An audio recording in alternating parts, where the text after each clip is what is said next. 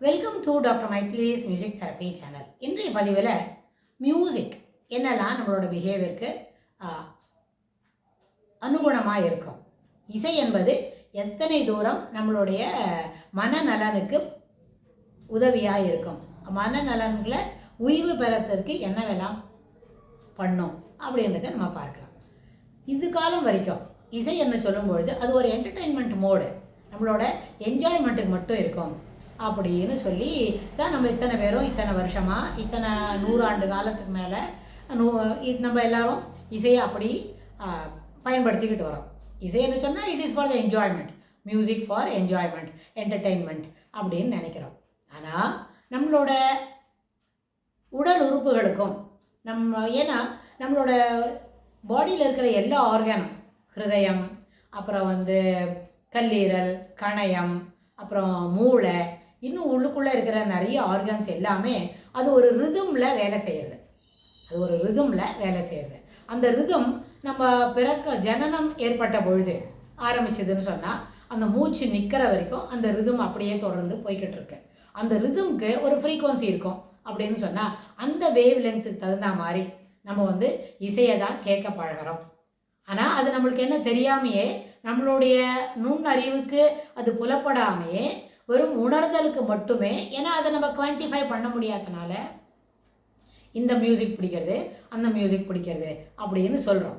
எதானாலும் இசைக்கு ஏற்புடைய மனம் அப்படின்னு சொன்னால் அது மனதுக்கு ஏற்புடைய இசையை காட்டிலும் இசைக்கு ஏற்புடைய மனமாக நம்ம அதை திருத்திக்கிட்டோம் அப்படின்னு சொன்னால் அது ஒன்றும் இல்லை. அந்த இசையை நம்ம காம்ப்ரஹெண்ட் பண்ணாமல் புரிஞ்சிக்காமல் let the music flow into you அப்படின்ற அந்த எண்ண ஓட்டங்களில் நம்ம இசையை உணர ஆரம்பித்தமான இசையை கேட்க துவங்கினால் அதுக்கு இருக்கிற சிறப்பு வேறு தான். ஆனால் இசைன்னு சொல்லும்போது எல்லாரும் என்ன நினைப்பாங்க, cinema music, that is lighter வெயினில் இருக்கிற மியூசிக் கூட நம்மளுக்கு என்ஜாய்மெண்ட்டுக்கு வருமே, அது கூட ப்ளசண்ட்டாக இருக்குமே, அந்த வார்த்தைகள் ரொம்ப சிறப்பாக இருக்குமே அப்படின்னு சொன்னால் அந்த மொழி புரிஞ்சவனுக்கு மட்டும்தான் அந்த இசை அவனுக்கு தொடர்புடைய ஒரு உணர்வுகளை கொடுக்கும்.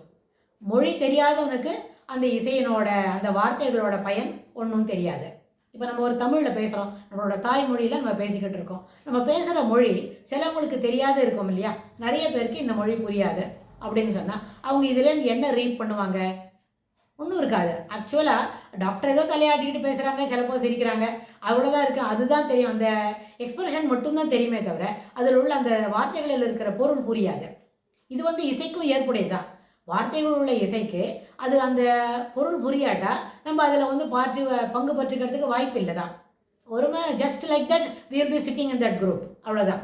நம்மளால் அதுலேருந்து என்ன காம்ப்ரஹெண்ட் பண்ண முடியாது. ஆனால் இசைன்னு வரும்பொழுது காம்ப்ரஹென்ஷன் இல்லாட்டா கூட, இசையோட பொருள் புரியாட்டா கூட, அதில் சொல்லப்பட்ட வார்த்தைகளுடைய பொருள் புரியலை அப்படின்னு சொன்னாலும் அந்த பொருளை உணர்ந்து செயல்பட முடியலனாலும் அது செய்ய வேண்டிய வேலையை தான் செய்துடும். எப்படின்னு கேட்டால், நம்ம ஒரு மருத்துவர் ஒரு சீட்டு கொடுக்குறாரு, மருந்து சீட்டு கொடுக்குறாரு. அந்த மருந்து சீட்டை கொண்டு போய் நம்ம ஒரு மருந்தகம், ஒரு ஃபார்மசியில் போய் அந்த சீட்டை காமிச்சு மருந்து வாங்கிட்டு வரோம். அந்த மருந்தோட அளவில் என்ன காம்பனன்ட்ஸ் இருக்குது, அதில் எந்த அளவுக்கு கெமிக்கல்ஸ் கலந்துருக்கு, எத்தனை அளவுக்கு பிளேசிபோ இருக்குது, இல்லை அது என்ன பிளெயின் பேராசிட்டமல்லா, இல்லை வேறு என்னவான மருந்தா, நம்ம தெரிஞ்சுக்க வேண்டிய அவசியம் உண்டா? தெரிஞ்சுப்போமா? எத்தனை சாதாரணப்பட்டவங்களுக்கு அந்த மருந்தோட காம்பனன்ட்ஸ் தெரியாது. தெரிஞ்சுக்கணுன்னா ஒரு லேபில் எடுத்துகிட்டு போய் போட்டு அதில் எத்தனை காம்பனன்ட்ஸ் என்ன பர்சன்டேஜில் இருக்குதுன்னு நம்ம தெரிஞ்சுப்போம். ஆனால் உண்மையில் நம்ம அடிப்படையில் மருந்தகத்தில் போய் மருந்து வாங்கிட்ட உடனே அது எப்படி சாப்பிட்ணும், அந்த டோசேஜ் ஸ்லிப்பு கரெக்டாக இருக்கா அப்படின்னு தான் பார்த்துப்போம். ஸோ அதனால் காம்ப்ரஹென்ஷன் நீட் நாட் ரிக்வயர்டு. ஆனால் மொழி உள்ள ஒரு இசையாக இருந்தால் அந்த மொழியை புரிஞ்சுக்கணும்னு நினைக்கிறது மனித சுபாவம், ஹியூமன் நேச்சர். இதில் என்ன சொல்லியிருக்கு, what is that it conveys அப்படின்னு நினைப்போம்.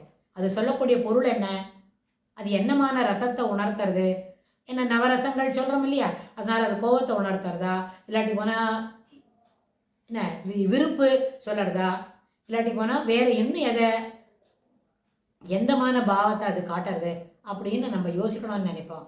To over come this comprehension வரணும்னா லாங்குவேஜ் இல்லாமல் இருந்தாலே, இசையை மட்டும் உணர்ந்தாலே நம்மளுக்கு அது போதுமான அளவுக்கு சிறப்பு செய்யும் அப்படின்றத இந்த பதிவில் நம்ம புரிஞ்சுக்கலாம்.